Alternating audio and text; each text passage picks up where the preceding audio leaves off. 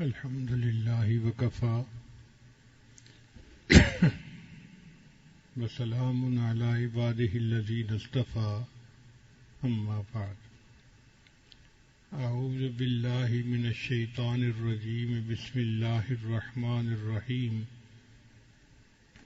سنريهم آياتنا في الآفاق وفي أنفسهم حتى يتبين لهم أنه الحق سبحان ربك رب العزة عما يصفون وسلام على المرسلين والحمد لله رب العالمين اللهم صل على سيدنا محمد وعلى آل سيدنا محمد وبارك وسلم۔ کئی چیزوں کو انسان اپنی آنکھوں سے دیکھتا نہیں مگر نشانیوں سے پہچان جاتا ہے کہ معاملہ کیسے ہے۔ ایک آدمی گھر بند کر کے کہیں سفر پر گیا، جب واپس آیا تو دیکھا کہ کمرے کے دروازے کھلے ہوئے تھے، جو بیگ تھے وہ مسنگ تھے اور جیولری اس میں سے غائب تھی۔ آنکھ سے اس نے کچھ نہیں دیکھا، لیکن ان نشانیوں سے وہ سمجھ گیا کہ میرے گھر چوری ہو گئی ہے۔ بلکہ کس راستے سے چور آیا وہ یہ بھی پہچان لیتا ہے کہ جی باہر کا دروازہ بند تھا تو لگتا ہے کہ چور چھت سے نیچے اتر کے آیا ہے۔ اب کون چور ہے اس کے لیے پاؤں کے نشانات دیکھے جاتے ہیں، اور ایسے لوگ ہوتے ہیں جو پاؤں کے نشانات کو پہچانتے ہیں، وہ چور کو واک کروا کے پہچان لیتے ہیں کہ اتنے بندوں میں سے یہ چور ہے۔ چنانچہ حدیث مبارکہ میں آتا ہے کہ جب نبی علیہ السلام نے ہجرت فرمائی تو مکہ کے لوگوں نے نبی علیہ السلام کو تلاش کیا، تو انہوں نے قدموں کے نشان جاننے والے ایک بندے کو بلایا، اور وہ بندہ ان کو مکہ مکرمہ سے نشانات دیکھ کر غار ثور کے دروازے اوپر لے کے آیا۔ اس نے کہا جی کہ یہاں تک پاؤں کے نشانات آتے ہیں، آگے پتہ نہیں۔ اب پہلی بات تو یہ تھی کہ وہ اگر یہاں تک آتے ہیں تو غار کے اندر بندہ ہونا چاہیے، مگر اللہ تعالیٰ نے غار کے دروازے پر ایک مکڑی کو جالا بنانے کا حکم دے دیا، اور ایک کبوتری نے اس میں انڈے بھی دے دیے۔ تو ان کفار نے جب دیکھا اس کے دروازے پر تو جالا لگا ہوا ہے، کبوتری نے انڈے دیے ہوئے ہیں، اس کا مطلب ہے کہ کوئی بندہ اس کے اندر داخل نہیں ہوا۔ سیدنا صدیق اکبر فرماتے ہیں کہ وہ لوگ اتنا قریب تھے کہ ہم ان کی آوازیں سن رہے تھے اور ان کے قدموں کو دیکھ رہے تھے، اگر وہ جھک کے دیکھتے تو شاید ہم تک ان کی نگاہ پہنچ جاتی، مگر اللہ نہیں چاہتے تھے، لہذا وہ نبی علیہ الصلوۃ والسلام کو نہیں دیکھ سکے۔ تو قدموں کے نشان سے اور باقی نشانیوں سے انسان معاملے کی حقیقت تک پہنچتا ہے۔ اب اللہ تعالیٰ اس کائنات کے خالق اور مالک ہیں، ہم ان کو آنکھ سے دیکھ نہیں سکتے، کان سے ان کی آواز سن نہیں سکتے، وہ ہمارے فہم و ادراک سے بھی بلند و بالا ہے، مگر نشانیوں سے اللہ کو پہچانا جا سکتا ہے۔ جو آیت مبارکہ قرآن مجید کی تلاوت کی گئی، اللہ تعالیٰ ارشاد فرماتے ہیں سنریہم آیاتنا، ہم ان کو عن قریب دکھائیں گے اپنی نشانیاں، فی الآفاق، آفاق کہتے ہیں جو انسان کے باہر کا جہان ہے، وفی انفسہم، اور ان کے اپنے اندر بھی، حتی یتبین لہم انہ الحق، حتیٰ کہ ان کے اوپر حق جو ہے وہ کھل کر واضح ہو جائے گا۔ اب یہ بات کی جا رہی ہے 1400 سال پہلے، جب سائنس کی بنیاد ہی نہیں پڑی تھی، دنیا ڈاکٹری کو نہیں جانتی تھی، سائنسی ترقی بالکل نہیں تھی۔ اس وقت قرآن مجید نے ایسی باتیں بتائیں جن کو آج کی سائنٹیفک دنیا تسلیم کرتی ہے، تو یہ اللہ تعالیٰ کی قدرت کی نشانیاں ہیں۔ قرآن مجید صداقتوں کا مجموعہ، سچائیوں سے بھری ہوئی جماعت، ultimate realities of the universe, اللہ نے کائنات کی صداقتوں کو قرآن میں اکٹھا کر دیا ہے۔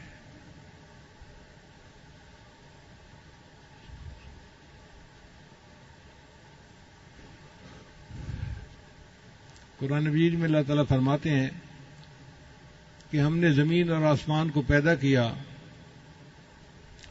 تم ذرا آنکھ اٹھا کر دیکھو، ہل تری من فطور، تمہیں زمین و آسمان کی پیدائش میں کوئی کمی نظر آتی ہے، کوئی نقص نظر آتا ہے؟ اور فرمایا کہ اگر ایک دفعہ نظر نہیں آتا تو دوبارہ آنکھ اٹھا کے دیکھو، فرجع البصر کرتین ینقلب الیک البصر خاسئا وحسیر، تمہاری نگاہ ناکام واپس لوٹے گی اور تمہیں میری تخلیق میں کوئی کمی نظر نہیں آئے گی۔ اب اللہ نے ایسی کائنات کو بنایا جس میں کوئی کمی ہے ہی نہیں، اور آج اتنا عرصہ گزر گیا، کوئی پوائنٹ ایسا نہیں جہاں انسان یہ کہہ سکتا ہو کہ جی کائنات میں یوں ہونا چاہیے تھا اور یوں ہے، غلطی ہو گئی، گنجائش ہی نہیں ہے، چونکہ اللہ نے پرفیکٹ سسٹم بنایا ہے۔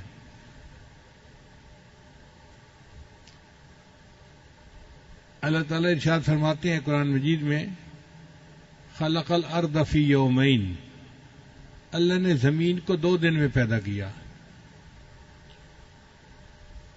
تو زمین کی پیدائش 2 دن میں ہوئی، پھر اللہ نے اس کے اندر برکت رکھی، فی 4 ایام، 4 دنوں کے اندر، یعنی کل زمین آسمان کی پیدائش میں 6 دن لگے، 2 دن زمین کو پیدا کرنے میں اور 4 دن اس کے اندر برکتیں رکھنے میں، زمین کے اندر کیمیکل کا تناسب متعین کرنا، اس میں سونے کی کانیں، کاپر کی کانیں، کوئلے کی کانیں، پتھر ہیں، پہاڑ ہیں، ہیرے جواہرات کے خزانے ہیں، اللہ نے اس میں 4 دن لگائے اس کو بنانے میں۔ اور کیسا اللہ نے بنایا یہ سسٹم کہ آج اربوں کھربوں سال گزر گئے ہیں زمین کو بنے ہوئے، سبزیاں اگتی ہیں، درخت اگتے ہیں، پھل اگتے ہیں، زمین کے نمکیات میں کوئی فرق نہیں آیا۔ ایسا کبھی نہیں ہوا کہ جی فلاں جگہ اب پوٹاشیم ختم ہو گیا ہے لہذا وہاں پر اب درخت نہیں اگ سکتے۔ کوئی سال 2 سال کی بات نہیں، اربوں کھربوں سال۔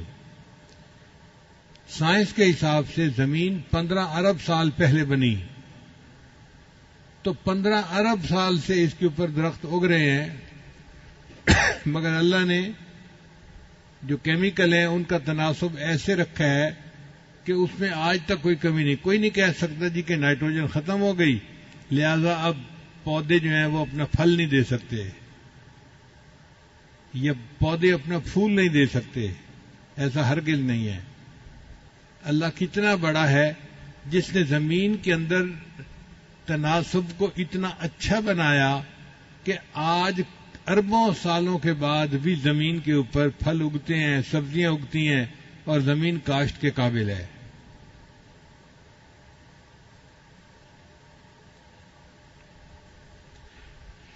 پھر اللہ تعالیٰ نے بارش کا ایک نظام بنایا، سمندر کے اوپر سے پانی بخارات بن کے اڑتا ہے اور بادلوں میں جاتا ہے، اور بادل اس پانی کو لے کر پہاڑوں کے اوپر آتے ہیں،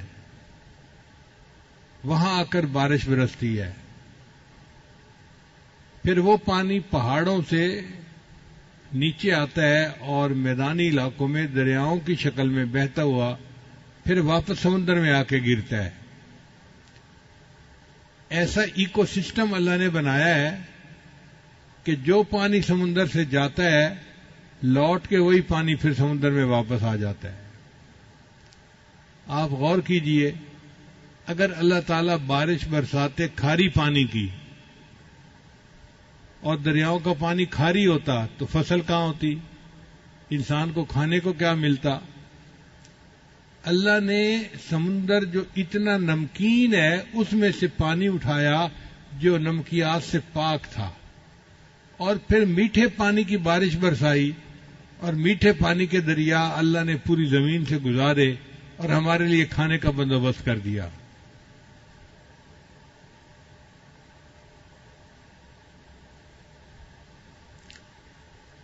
کسی عارف نے کہا کھیتیاں سرسبز ہیں تیری غذا کے واسطے، کھیتیاں سرسبز ہیں تیری غذا کے واسطے، چاند سورج اور ستارے ہیں ضیاء کے واسطے، بحر و بر شمس و قمر ماء و شما کے واسطے، یہ جہاں تیرے لیے ہے تو خدا کے واسطے. اللہ نے یہ جہان ہمارے لیے بنایا اور ہمیں اللہ نے اپنی عبادت کے لیے بنایا. تو دیکھیے اللہ تعالیٰ کی تخلیق میں کیا خوبی ہے، کیا حسن ہے کہ اللہ کے فضل سے آج بھی زمین کا پورا نظام اپنی خوبصورتی کے ساتھ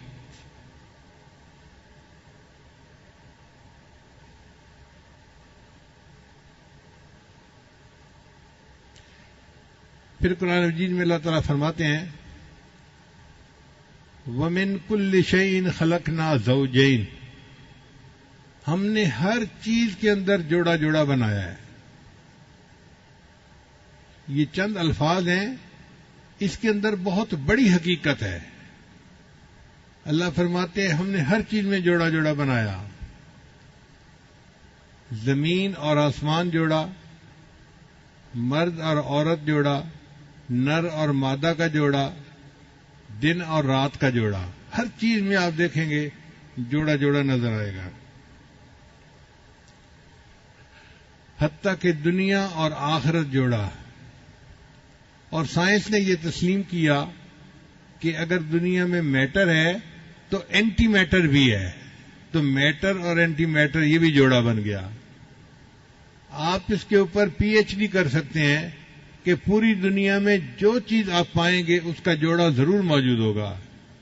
یہ 1400 سال پہلے قرآن مجید نے فرما دیا اور وہ بات آج بھی سچ ثابت ہو رہی ہے. اگر اور بڑھائیں تو دیکھیں پوری دنیا میں جتنے ریئیکشن ہو رہے ہیں کیمیکل کے وہ سب جوڑے جوڑے پر ہو رہے ہیں. ایک آئن پازیٹو ہوتا ہے، ایک نیگیٹو ہوتا ہے، آپس میں ایک دوسرے کے ساتھ بانڈ بنا لیتے ہیں اور کیمیکل ریئیکشن ہو جاتا ہے. پھر اگر انڈسٹری کی طرف آئیں تو مشینوں کی ایک زبان ہوتی ہے جس کو مشین لینگویج کہتے ہیں. وہ مشین لینگویج بھی 0 اور 1 کے ڈیجٹ پہ چلتی ہے. تو 0 اور 1 جوڑا بنتا ہے. اس جوڑے کے ساتھ پوری دنیا کے اندر کمیونیکیشن ہو رہی ہے. حتیٰ کہ جو چاند پہ لوگ جا رہے ہیں وہ زمین والوں کے ساتھ جب رابطہ کرتے ہیں تو اسی مشین لینگویج پر ایک دوسرے سے گفتگو ہو رہی ہوتی ہے. اس میں بھی دیکھو جوڑا جوڑا.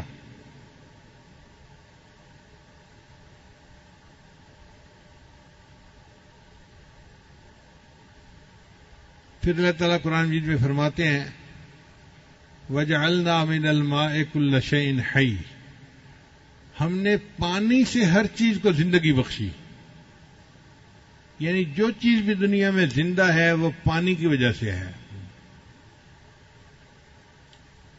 اور اب تو سائنس بھی تسلیم کرتی ہے کہ پانی سے زندگی کا آغاز ہوا اور پھر یہ سلسلہ آگے چلتا رہا.، پچھلے دنوں ایک مشن مریخ کے اوپر بھیجا گیا تو دنیا کے مختلف ملک کے سائنسدان اکٹھے ہوئے کہ ہمیں کیسے پتہ چلے کہ مریخ کے اوپر زندگی ہے یا نہیں ہے. تو انہوں نے کہا اس کے لیے کوئی ہمارے پاس کرائیٹیریا ہونا چاہیے. کیا کرائیٹیریا ہونا چاہیے؟ انہوں نے مل کے متفقہ فیصلہ کیا اگر مریخ کے اوپر پانی موجود ہے تو زندگی یقیناً ہوگی، اگر پانی موجود نہیں تو زندگی نہیں ہو سکتی. جو بات 1400 سال پہلے بتائی گئی آج کی سائنس کی دنیا بھی تسلیم کر رہی ہے. قرآن مجید نے کہہ دیا وَجَعَلْنَا مِنَ الْمَاءِ كُلَّ شَيْءٍ حَيٍّ، ہم نے ہر چیز کو پانی سے زندگی عطا فرمائی ہے.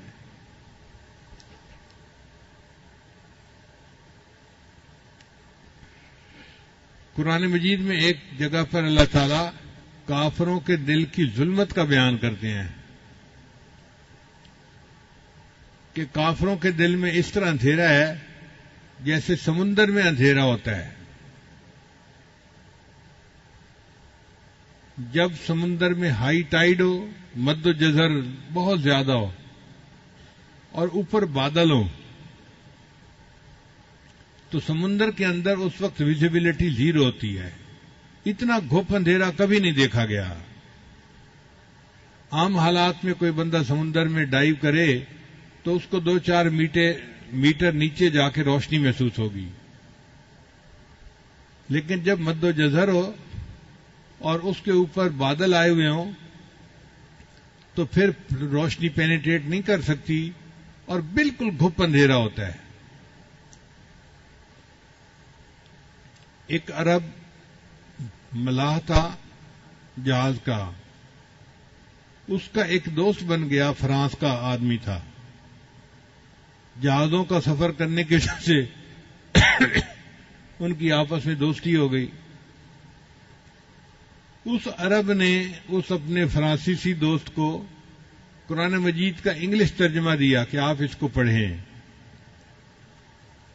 اب وہ فرانسیسی دوست چونکہ پوری زندگی کوئی 35-40 سال سمندر میں گزار چکا تھا، اس کو سمندر کے بارے میں ایک ایک چیز کا پتہ تھا. وہ قرآن مجید کو پڑھتا گیا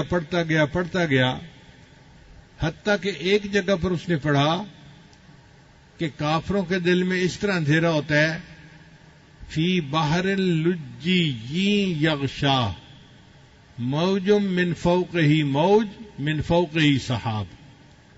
جیسے کہ سمندر میں اندھیرا ہوتا ہے جب لہروں کے اوپر لہریں آ رہی ہوتی ہیں، ہائی ٹائیڈ کا ٹائم ہوتا ہے اور اوپر بادل ہوتے ہیں. اس نے زندگی میں اس کا تجربہ خود کیا تھا. اس کو پتا تھا کہ واقعی اس حال میں گپ اندھیرا ہوتا ہے. جب اس نے اس آیت کو پڑھا تو اس نے اپنے عربی دوست سے پوچھا کہ مجھے یہ بتائیں کہ آپ کے پیغمبر اسلام نے سمندر کا سفر کتنی دفعہ کیا ہے؟ اس عربی دوست نے کہا کہ نبی علیہ السلام نے پوری اپنی مبارک زندگی میں سمندر کا سفر کیا ہی نہیں ہے. وہ کہنے لگا یہ ممکن نہیں کہ جس بندے نے سمندر کا سفر ہی نہ کیا ہو وہ سمندر کے اندر کی بات کو اتنا ایگزیکٹ اور صفائی کے ساتھ بیان کرے. لہذا اس نے کلمہ پڑھا اور وہ مسلمان ہو گیا.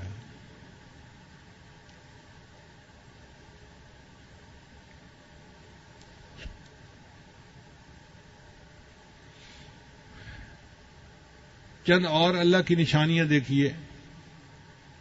مرغابی سردیوں کے موسم میں ایک ملک سے دوسرے ملک کا سفر کرتی ہے اپنی غذا کی خاطر. چنانچہ ایک مرغابی کا چھوٹا سا پرندہ ہے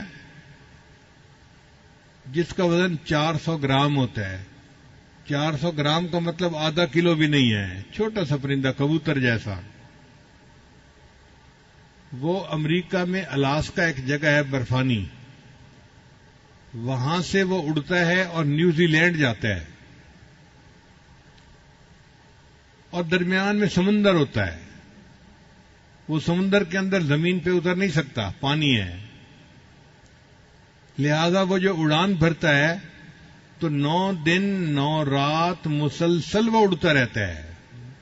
اب آپ غور کیجئے کہ چھوٹا سا پرندہ ہے، 9 دن 9 رات اڑتا ہے، نہ کھاتا ہے نہ پیتا ہے، نہ آرام کرتا ہے نہ نیند کرتا ہے، اور بغیر کسی آرام نیند کے کھائے پیے کے وہ 9 دن 9 رات میں 12,000 کلومیٹر کا سفر کر کے اپنی منزل پہ پہنچتا ہے۔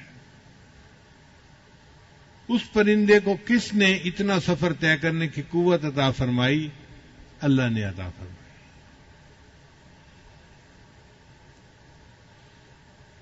چنانچہ گدھ ایک پرندہ ہے، تو افریقہ میں ایک گدھ پائی جاتی ہے، اس کا نام ہے روفیل گریفن۔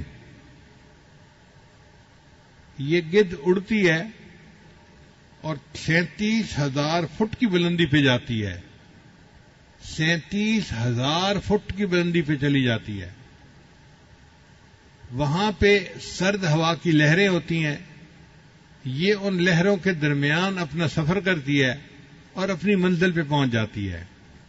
وہاں پہ ٹیمپریچر -50 ڈگری سینٹی گریڈ ہوتا ہے، 0 پہ تو برف جمتی ہے، تو -50 ڈگری سینٹی گریڈ پہ تو پتہ نہیں کیا کچھ جم جائے۔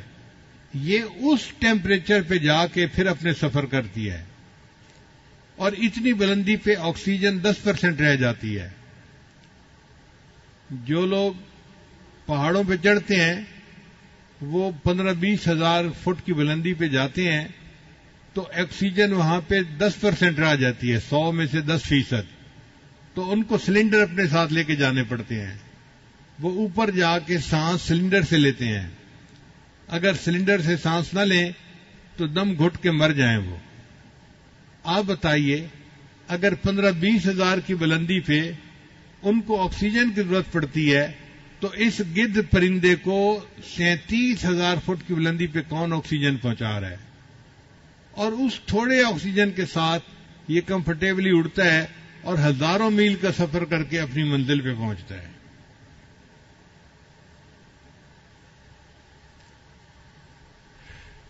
جاپان کے قریب ایک کھائی ہے، یعنی سمندر عام طور پہ تو چند کلومیٹر گہرا ہوتا ہے، لیکن وہ کھائی زیادہ کھڈا جیسے ہوتا ہے نا، گڑھا بن جاتا ہے، ایسے گڑھا بن گیا ہوا ہے۔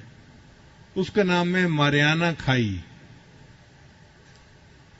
وہ ماریانا کھائی اتنی بڑی ہے کہ اگر ماؤنٹ ایوریسٹ پر جو پہاڑ ہے دنیا کا سب سے اونچا، اس کو اس کھائی کے اندر ڈالا جائے نا تو وہ ڈوب جائے، اور اس کی چوٹی کے اوپر 2 کلومیٹر پھر پانی باقی رہے۔ اتنی گہری کھائی کہ ماؤنٹ ایوریسٹ پہاڑ پورا کا پورا اس کھائی کے اندر ڈوب جائے گا، اور اس کی چوٹی کے اوپر بھی 2 کلومیٹر پانی رہے گا۔ یہ کس نے بنائی؟ اللہ نے بنائی، جو قدرت والا ہے، جو جانتا ہے کہ اس کائنات کو چلانا کیسے ہے۔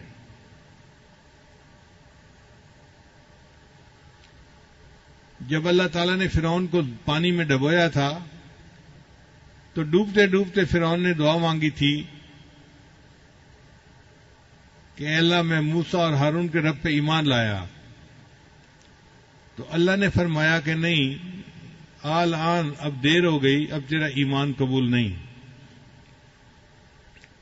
پھر اللہ نے فرمایا کہ آج تیرے جسم کو ہم نجات دے دیں گے، الیوم ننجیک ببدنک لمن خلفک آیا، تاکہ بعد میں آنے والوں کے لیے تیرا جسم جو ہے وہ عبرت کی نشانی بنے۔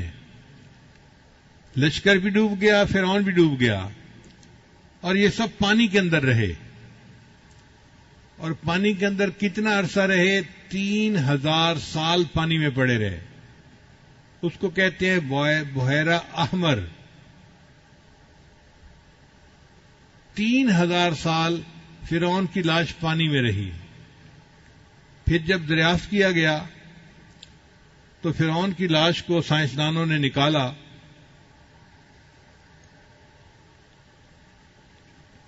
اور انہوں نے دیکھا کہ اس کی لاش بالکل ٹھیک ہے، کوئی اس کو کیمیکل نہیں لگا ہوا، کوئی اس کو محفوظ کرنے کے لیے چیز نہیں لگی ہوئی۔ پانی میں 3,000 سال تک ایک لاش کیسے ٹھیک رہ سکتی ہے؟ یہ میرے اللہ کا حکم تھا، کیونکہ اللہ نے فرما دیا تھا ہم تیرے بدن کو نجات دیں گے، اور تو بعد میں آنے والوں کے لیے عبرت کا نشان بنے گا۔ چنانچہ آج بھی فرعون کی لاش مصر کے عجائب گھر میں پڑی ہے اور دیکھنے والے کے لیے عبرت کا نشان ہے کہ اللہ نے اپنی بات کو کیسے پورا کر دکھایا۔ یہ تو تھیں خارجی نشانیاں جو ہم اپنے باہر دیکھتے ہیں، کچھ ہوتی ہیں داخلی نشانیاں، بندے کے اندر بھی داخلی نشانیاں ہیں۔ ان میں سے ایک نشانی یہ ہے کہ اللہ نے انسان کو دماغ عطا فرمایا۔ دماغ جو ہے یہ 73% پانی ہے اور 16% یہ چربی ہے۔ 1 کھرب نیورون کے ساتھ 10 کھرب گیل خلیے ہوتے ہیں۔ یہ جو نیورون ہیں یہ انفارمیشن پاس آن کرتے ہیں، اور جو دوسرے خلیے ہیں وہ انفارمیشن کو پروسیس کرتے ہیں۔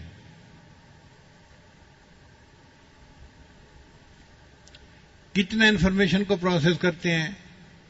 1 سیکنڈ میں انسان کا دماغ جس کام کو کر لیتا ہے اس کو کرنے کے لیے جو اس وقت دنیا میں سب سے فاسٹ کمپیوٹر ہے اس کو سپر کمپیوٹر کہتے ہیں، تو 40,000 کمپیوٹر مل کر کام کریں تو 40 منٹ میں جا کے وہ اس بات کو پروسیس کر سکیں گے جس کو دماغ 1 سیکنڈ میں پروسیس کر لیتا ہے۔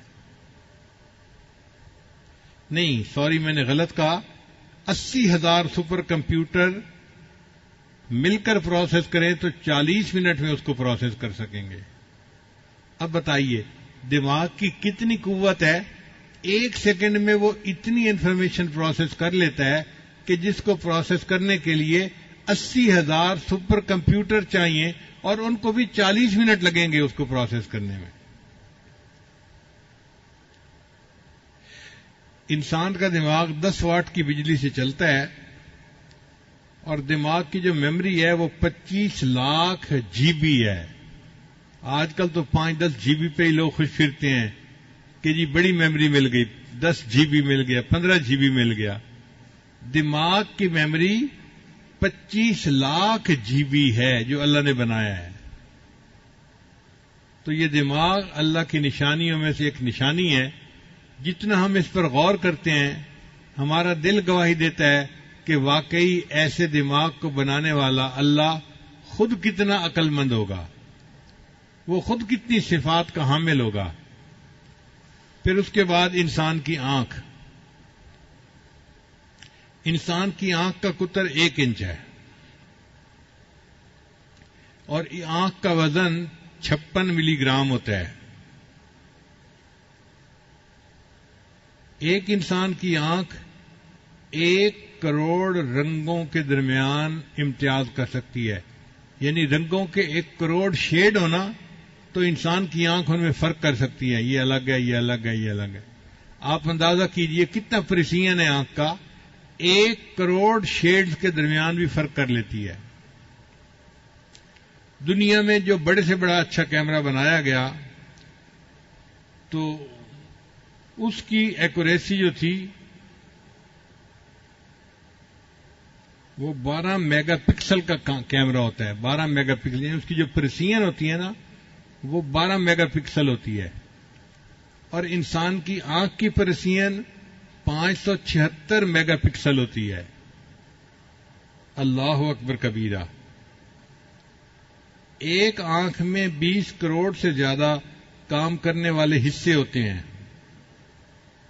آنکھ کے اندرونی پٹھے دن میں 10 لاکھ مرتبہ حرکت کرتے ہیں۔ ہمیں تو پتہ نہیں چلتا، لیکن ہماری آنکھ کبھی ادھر دیکھ رہی ہوتی ہے، کبھی ادھر، کبھی اوپر، کبھی نیچے، تو آنکھ ہل رہی ہوتی ہے۔ تو سائنسدانوں نے کہا کہ آنکھ کے اندر کے جو پٹھے ہیں وہ ایک دن میں 10 لاکھ مرتبہ حرکت کرتے ہیں، اور آنکھ تھکتی نہیں ہے کہ جی اب میری آنکھ تھک گئی ہے میں بند کر کے پڑا ہوا ہوں۔ اتنی حرکت کرنے کے باوجود بھی آنکھ جو ہے وہ اپنی حرکت کے لیے موجود ہوتی ہے، فریش ہوتی ہے۔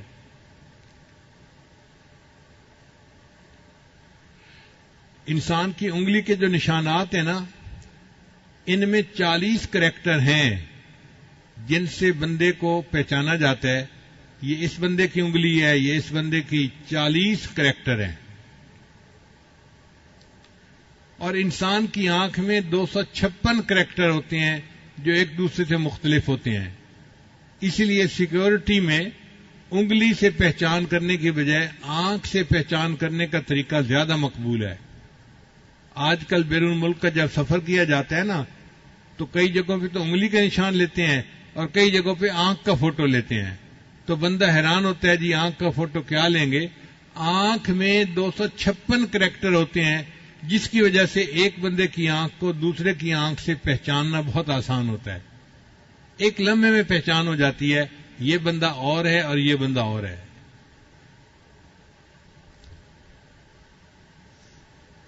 پھر انسان کے آنکھ کے درمیان میں ایک چیز ہے جس کو کورنیا کہتے ہیں، اس کو خون نہیں ملتا.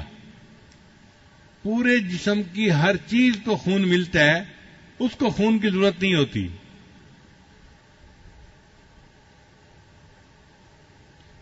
مگر اس کو فکس کرنے کا طریقہ آج تک انسان نہیں جان سکا. اب کوئی بچہ ماں کے پیٹ سے پیدا ہو اور اس کی آنکھ نہ ہو تو ساری دنیا کے سائنسدان مل کے اس کے لیے آنکھ بنا نہیں سکتے. یہ آنکھ کی نعمت کس نے دی؟ اللہ نے ہمیں عطا فرمائی. پوری زندگی انسان عبادت کرتا رہے تو آنکھ کی نعمت کا حق ادا نہیں کر سکتا.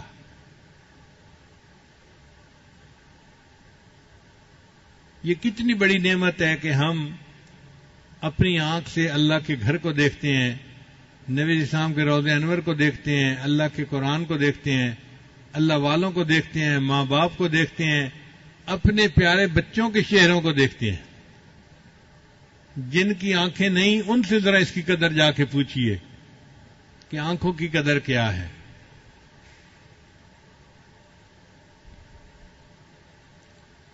تو یہ آنکھ بھی اللہ کی نشانیوں میں سے ایک نشانی ہے.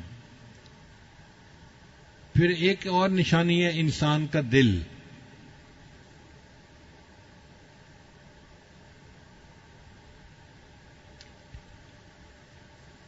انسان کا دل پٹھوں کا ایک پمپ ہے جس کو اللہ نے بہت مضبوط بنایا ہے. یہ انسان کے سینے میں چھاتی میں لیفٹ سائڈ پر ہوتا ہے. اس لیے انسان کے 2 پھیپھڑے ہوتے ہیں، ایک رائٹ سائڈ کا ایک لیفٹ سائڈ کا. تو لیفٹ سائڈ کا پھیپھڑا تھوڑا سا چھوٹا ہوتا ہے بنسبت رائٹ سائڈ کے پھیپھڑے کے. وہ اللہ نے چھوٹا اس لیے بنایا کہ دل کو جگہ مل سکے اپنی حرکت کے لیے. اب یہ دل کا سائز تقریباً مٹھی کے برابر ہوتا ہے. جب بچے کی عمر 4 ہفتے ہوتی ہے نا، بچے کی عمر 4 ہفتے ہوتی ہے تو اس کا دل دھڑکنا شروع کر دیتا ہے. پھر اس وقت سے لے کے اس کی موت تک یہ دل نان سٹاپ دھڑکتا رہتا ہے.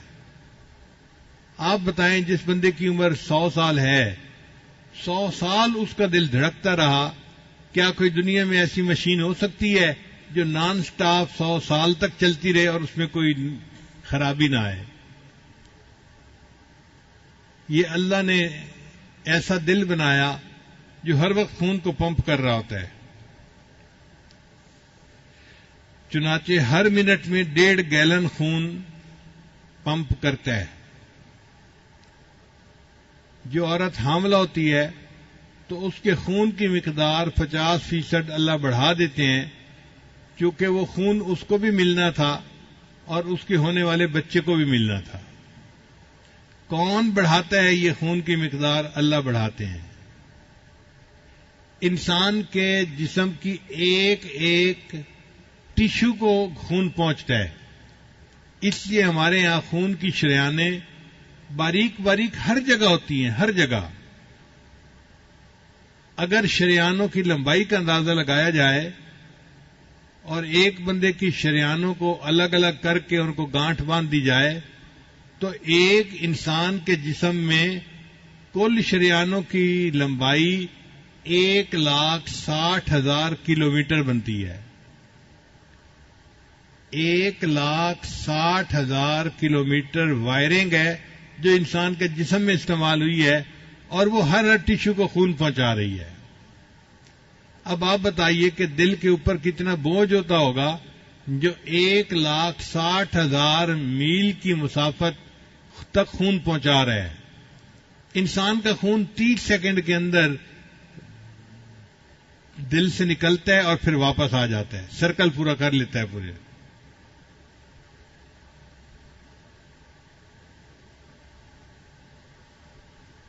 قرآن مجید میں اللہ تعالیٰ فرماتے ہیں لہم قلوب یعقلون بہا، اے کاش ان کے دل ہوتے جو انہیں عقل سکھاتے۔ سائنسدان بڑے عرصے تک اعتراض کرتے رہے، اور جی دل تو ایک پمپ ہے، اس کا کیا تعلق محسوسات سے اور کیفیات سے؟ تو یہ تو عجیب بات ہے۔ ہزاروں سال سائنسدانوں نے مخالفت کی، اور اب آ کے سائنس نے تحقیق کی کہ دل کے اندر بھی کچھ نیورون ہوتے ہیں اور وہ انسان کے دماغ کے ساتھ کنیکٹڈ ہوتے ہیں۔ چنانچہ ایک چھوٹا سا کنٹرول روم دل کے اندر بھی ہوتا ہے، وہ سگنل دیتا ہے انسان کے دماغ کو، اور انسان کا دماغ پھر پورے بدن کو کنٹرول کرتا ہے۔ یعنی انسان کا ایک کنٹرول روم تو دماغ میں ہے جو اصل پورے بدن کو کنٹرول کرتا ہے، مگر اس کے لیے ایک پائلٹ کنٹرول روم انسان کے دل میں بھی ہے۔ جو دل میں کیفیت ہوتی ہے، دماغ اسی کے بارے میں سوچتا ہے اور اسی کے بارے میں دماغ پروسیس کرتا ہے۔ 1400 سال پہلے جب دنیا نہیں جانتی تھی، اللہ نے اس وقت فرمایا ان کے دل ہوتے جو انہیں عقل سکھاتے، اور آج اس موسٹ ماڈرن سائنٹیفک دنیا میں انسان نے مان لیا کہ واقعی انسان کا دل انسان کے دماغ کو کنٹرول کرتا ہے۔ تو یہ اللہ تعالیٰ کی قدرت کی نشانیاں ہیں، انسان کے اندر بھی اور انسان کے باہر بھی۔ اس کے علاوہ انسان کی کڈنیز میں کیا کچھ ہے، انسان کے پھیپھڑوں میں کیا کچھ ہے، اگر یہ ساری تفصیل کرنے لگ جائیں تو بات بہت لمبی ہو جائے گی اور وقت ہو چکا۔ تو اللہ نے فرمایا تم ان قریب دیکھو گے نشانیاں، باہر میں بھی اندر میں بھی، حتیٰ کہ تمہارا دل گواہی دے گا کہ یہ بات 100% سچ ہے۔ اور آج واقعی ہم جب ان نشانیوں کو دیکھتے ہیں تو ہمارا دل گواہی دیتا ہے کہ ان چیزوں کو بنانے والا کوئی پروردگار ہے جو بہت سمجھدار عقل مند ہے، جس نے کائنات کو ایک اچھے انداز سے بنایا۔ سائنسدان اس کو کہتے ہیں انٹیلیجنٹ ڈیزائن، کہ جو کائنات کا ڈیزائن اللہ نے کیا ہے نا، وہ بڑا ہی عقل مندی کا ہے۔ آپ دیکھیں سورج زمین سے کتنے فاصلے پر ہے، اگر روشنی سورج سے چلے زمین پر آنے کے لیے تو اس کو 2 منٹ لگتے ہیں، جبکہ روشنی ایک سیکنڈ میں 1,86,000 میل کا سفر کرتی ہے۔ ایک سیکنڈ میں 1,86,000 میل کا سفر کرنے کے لیے کرنے والی تیز رفتار روشنی سورج سے زمین پر آنے کے لیے 2 منٹ لیتی ہے۔ اگر یہ سورج کا فاصلہ آدھا ہوتا تو زمین پہ اتنی گرمی ہوتی کہ ہر چیز جل جاتی، نہ کوئی درخت ہوتا، نہ فصلیں ہوتی، نہ پھل ہوتے، نہ انسان ہوتا۔ اور اگر یہ فاصلہ دگنا ہوتا تو زمین پہ اتنی ٹھنڈ ہوتی کہ ہر چیز جم جاتی، انسان زندگی گزار ہی نہ سکتا۔ اللہ نے زمین سے سورج کا فاصلہ ایسا رکھا، سردی بھی ہے، گرمی بھی ہے، خزاں بھی ہے، بہار بھی ہے، 4 موسم ہیں، اور 4 موسموں کی وجہ سے پھول بھی ہوتے ہیں، پھل بھی ہوتے ہیں، سبزیاں بھی ہوتی ہیں، اور انسان کتنے مزے کی زندگی گزارتا ہے۔ اب یہ فاصلے کا تعین کس نے کیا؟ اللہ نے کیا۔ تو اللہ فرماتے ہیں کہ ان قریب تم دیکھو گے نشانیاں آفاق میں بھی اور اپنے اندر میں بھی، حتیٰ کہ تمہارا دل گواہی دے گا کہ اللہ سچ ہے، اس کائنات کو بنانے والا اللہ ہے۔ اور واقعی ہم ان نشانیوں پر غور کر کے اس نتیجے پر پہنچتے ہیں کہ اے اللہ، آپ ہی نے اس کائنات کو پیدا کیا، آپ اس کے خالق ہیں، آپ اس کے مالک ہیں، اور آپ ہی اس کائنات کے نظام کو چلانے والے ہیں۔ ہم اللہ کی عظمت کو پہچانیں، اس کے گیت گائیں اور اسی کو مدد کے لیے پکاریں، اللہ سے قربت کا احساس پیدا کریں، قرآن شریف کو پڑھیں اور خوب جی بھر کے اللہ کی عبادت کریں جس نے ہمیں اتنی نعمتوں سے نوازا۔ ہمارا دل گواہی دیتا ہے ربنا ما خلقت ھذا باطلا، اے اللہ آپ نے اس چیز کو ایسے ہی پیدا نہیں کیا، سبحانک تو پاک ہے، فقنا عذاب النار، بس ہمیں جہنم کی آگ سے نجات عطا فرما دیجیے۔ شاعر نے کہا چاند تاروں میں تو مرغزاروں میں تو اے خدایا، کس نے تیری حقیقت کو پایا، چاند تاروں میں تو مرغزاروں میں تو اے خدایا، کس نے تیری حقیقت کو پایا، بحر عصیاں سے مولا بچا لے، دل کی کشتی ہے تیرے حوالے۔